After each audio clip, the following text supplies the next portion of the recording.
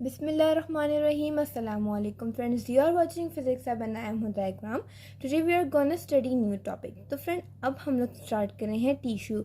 अब हम लोग करेंगे animals tissue and plants tissue. तो आज की इस वीडियो में हम एनिमल्स टिश्यू को कवर करेंगे. इन माय नेक्स्ट वीडियो हम प्लांट टिश्यू को कवर करते हैं. तो प्लांट्स टिश्यू और एनिमल टिश्यू को पढ़ने के लिए हमें ये पता होना चाहिए कि व्हाट आर टिश्यूज. हम सेल को डिटेल में पढ़ चुके हैं, सेल ऑर्गेनेली सबको डिटेल में पढ़ चुके हैं, एनिमल को, प्लांट को, लेकिन हमने टिश्यू को अभी तक नहीं डिस्कस किया. तो आज की वीडियो में हम टिश्यू को डिस्कस करेंगे. What is tissue? We know the level of organization where a group of similar cells that are work together to perform a common function is known as a tissue. ये कह रहे हैं कि जैसा कि हमने पहले चैप्टर के शुरू में एक चार्ट पढ़ा था, आपको याद होगा, लेवल ऑफ ऑर्गेनाइजेशन.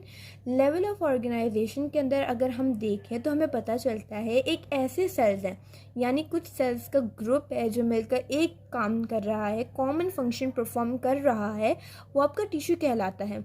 यानी आपके स्मॉल इंटेस्टाइन में जितने भी सेल्स मिलकर काम कर रहे हैं वो आपके क्या कहलाएंगे? टिश्यूज़ कहलाएंगे. यानी एक ग्रुप ऑफ सेल्स आपका जो सिमिलर कॉमन फंक्शन परफॉर्म कर रहा होता है वो आपका टिश्यू कहलाता है.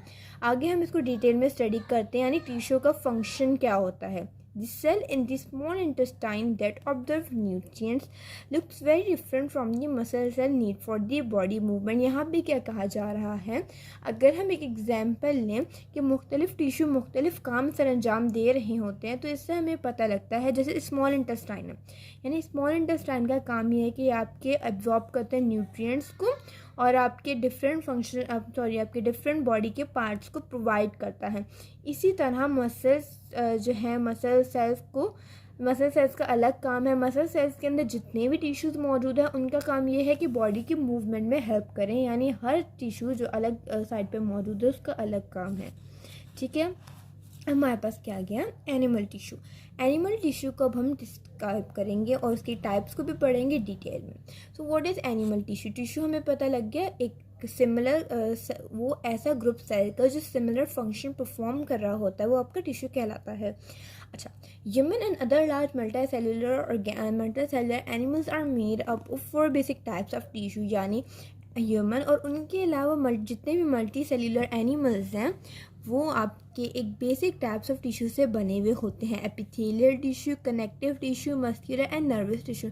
यहाँ पे हम बेसिक टाइप्स पढ़ रहे हैं, इसके अलावा भी टाइप्स होती हैं, लेकिन आपकी बुक में ये 4 बेसिक टाइप दी हुई हैं. हर एक को डिटेल में स्टडी करते हैं. फर्स्टली एपिथेलियल टिश्यू का हम स्टडी करते हैं कि एपिथेलियल टिश्यूज़ होते क्या हैं. इसका ज़रा सा डिटेल पढ़ते हैं. एपिथेलियल टिश्यूज़, अगर आप एपिथेलियल टिश्यूज़ का हम देखें कि इनका काम क्या है, इनका फंक्शन क्या है, या क्या काम करते हैं, क्या चीज़ परफॉर्म करते हैं, तो हमें इससे पता लगता है कि एपिथेलियल टिश्यू आपकी बॉडी के सारे सरफेस को कवर करने में हेल्प करते हैं. इससे ये मुराद कि आपकी बॉडी का जितना भी सरफेस है, जितने भी सरफेस के ऊपर जो सेल हैं जो मिलकर काम कर रहे हैं वो एपिथेलियल टिश्यूज़ हैं. अब एपिथेलियल टिश्यू का मज़ीद काम ये है, line the spaces inside the body, यानी बॉडी के अंदर वो स्पेसेस जो बिल्कुल खाली होती हैं, जहाँ पे कोई सेल नहीं होता है या जो कोई स्किन नहीं होती, वहाँ पे भी एपिथेलियल टिश्यू ही वर्क करते हैं. इसके अलावा ग्लैंड्स बनाते, जैसे salivary gland, mammary gland, breast gland, इस तरह की ग्लैंड्स को फॉर्म करते हैं.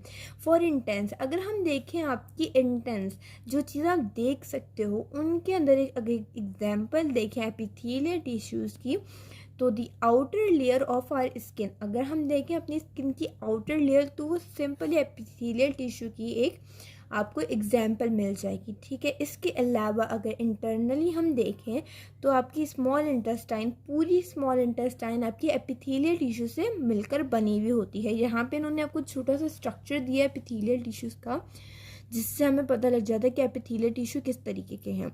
Epithelial tissue are polarized, means they have a top and bottom side. इसका मतलब ये है, यानी एपिथेलियल टिश्यू पोलराइज्ड है. पोलराइज्ड से मतलब ये है कि इनके पास एक टॉप साइड भी है, एक बॉटम साइड भी है. मतलब इनको टॉप से भी हम स्टडी कर सकते हैं, टॉप से भी इनका जो है स्ट्रक्चर लेके स्टडी कर सकते हैं, और बॉटम साइड से भी इनको स्टडी किया जा सकता है. इसके अलावा एपिथेलियल टिश्यूज़ इसके अगर हम लोकेशन वगैरह देखें, there are different types of epithelial tissue. Epithelial tissue अलग तरीके के होते हैं, डिफरेंट टाइप्स के होते हैं, अपनी फंक्शन के ऊपर बेस करते हैं, यानी जिस फंक्शन मतलब कि जिस पर्टिकुलर लोकेशन में है उसके हिसाब से ये फंक्शन करते हैं। अगर हम आगे देखें तो यहाँ पे हम इसकी टाइप्स को डिटेल में स्टडी कर सकते हैं। ठीक है, अब एपिथेलियल टिश्यू होते क्या हैं? When epithelial is composed of a single layer is called simple epithelial tissue। अच्छा, अब यहाँ पे क्या कहा जा रहा है कि एपिथेलियल टिश्यूज़ के अंदर, यानी आपके ये एपिथेलियल टिश्यू है, इसके अंदर एक आपका सिंपल एपिथेलियल टिश्यू, एक स्ट्रेटिफाइड एपिथेलियल टिश्यू। इसके अलावा फिर स्ट्रेटिफाइड में 3 मज़ीद ब्रांचेस हैं, यानी मज़ीद टाइप्स हैं। इसके अलावा सिंपल स्ट्रेटिफाइड एपिथेलियल टिश्यू में मज़ीद 3 ब्रांचेस हैं। तो अब देखते हैं इनका डिफरेंस क्या है। सिंपल एपिथेलियल टिश्यू, जब एपिथेलियल टिश्यू के अंदर एक लेयर होती है सेल की, वो आपका सिंपल एपिथेलियल टिश्यू कहलाता है। इसी तरह जब एपिथेलियल टिश्यूज़ मोर लेयर्स से बने हुए होते हैं सेल की, तो आपका स्ट्रेटिफाइड एपिथेलियल टिश्यू कहलाता है। अब यहाँ पे देखते हैं क्या क्या टाइप्स हैं। Simple epithelial tissue, simple epithelial tissue के अंदर आपका squamous, simple squamous epithelial tissue आपको कुछ इस तरीके का है। फिर सिंपल क्यूबाइडल एपिथेलियल, फिर सिंपल कॉलमनर एपिथेलियल। इसी तरह यहाँ पे stratified squamous epithelial, stratified cuboidal epithelial, stratified columnar epithelial. ये सिंपल जो है सिंपल एपिथेलियल की 3 टाइप्स हैं, और ये स्ट्रेटिफाइड एपिथेलियल की मज़ीद 3 ब्रांचेस 3 टाइप्स हैं। अब ईच को डिटेल में स्टडी करते हैं। सबसे पहले हमारे पास आ गया सिंपल स्क्वायमस एपिथेलियल, यानी हम इस ब्रांच को इस टाइप को स्टडी करने लगे हैं, जो सबसे ऊपर हमने डिस्कस की थी। अगर हम इसकी लोकेशन देखें तो इससे पता लगता है कि एलोवेल ऑफ द लंग्स में पाया जाता है, यानी लंग्स के एरिया में पाया जाता है। And its structure is important for the gas exchange between the blood and the lungs, यानी इसका फंक्शन ये है कि जो भी ब्लड और लंग्स के दरमियान गैसेस का एक्सचेंज होता है वो आपका सिंपल स्क्वायमस एपिथेलियल की मदद से होता है। अब अगर हम देखें सिंपल क्यूबाइडल एपिथेलियल का क्या काम है, जो कि हमने सेकेंड पार्ट में पढ़ा था, यानी ये जो है आपकी इसको डिस्कस कर रहे हैं। तो इसका अगर हम देखें कि इनकी लोकेशन क्या है, तो ये आपके किडनी, थाइरोकाइड ग्लैंड्स में मौजूद होते हैं। ठीक है, और ये वहाँ पे करते क्या है, थाइरोकाइड हार्मोन्स को कलेक्ट करते हैं, इनका ये काम है। नेक्स्ट हम देखते हैं आगे हमारे पास मज़ीद इनको जो है ज़रा से इन्होंने डिस्क्राइब किया हुआ है आपकी आसानी के लिए, ताकि आपको समझ आ जाए। ठीक है, ज़रा सा जूम कर लेते हैं। नाइस। अब हमारे पास आ गया सिंपल कॉलमनर एपिथेलियल। अब सिंपल कॉलमनर एपिथेलियल कहाँ मौजूद होते हैं? ये आपके यहाँ पे इन्होंने आपको वो बताई हुई लोकेशन, ये आपके फीमेल रिप्रोडक्टिव सिस्टम और डाइजेस्टिव ट्रैक्ट में मौजूद होते हैं सिंपल कॉलमनर एपिथेलियल। हम लोगों ने सिंपल जो है स्क्वायमस एपिथेलियल पढ़ा, सिंपल क्यूबाइडल, सिंपल कॉलमनर। अब हम पढ़ेंगे stratified epithelial tissue. Stratified epithelial tissue, जब एपिथेलियल टिश्यू आपका एक से ज़्यादा लेयर्स से बना होता है सेल की, जब इसके अंदर सेल की एक से ज़्यादा लेयर्स होती हैं तो आपका स्ट्रेटिफाइड एपिथेलियल टिश्यू कहलाता है। स्ट्रेटिफाइड एपिथेलियल टिश्यू के अंदर भी आपकी मज़ीद 3 टाइप्स होती हैं, stratified squamous epithelial, stratified cuboidal epithelial and stratified columnar epithelial. Stratified squamous epithelial को स्टडी कर लेते हैं। अगर हम इनकी लोकेशन देखें तो आपकी स्किन के अंदर मौजूद होते हैं विद मैनी डेड सेल्स, यानी स्किन के उन पार्ट्स में मौजूद होते हैं जहाँ पे डेड सेल्स होते हैं, जिनका काम ये है, यानी स्ट्रेटिफाइड स्क्वायमस एपिथेलियल का काम ये है कि ये आपकी जो स्किन को प्रोटेक्ट करते हैं, ताकि इसलिए प्रोटेक्ट करते हैं ताकि आपके स्किन के से वाटर का और न्यूट्रिएंट का वेस्ट ना होने पर।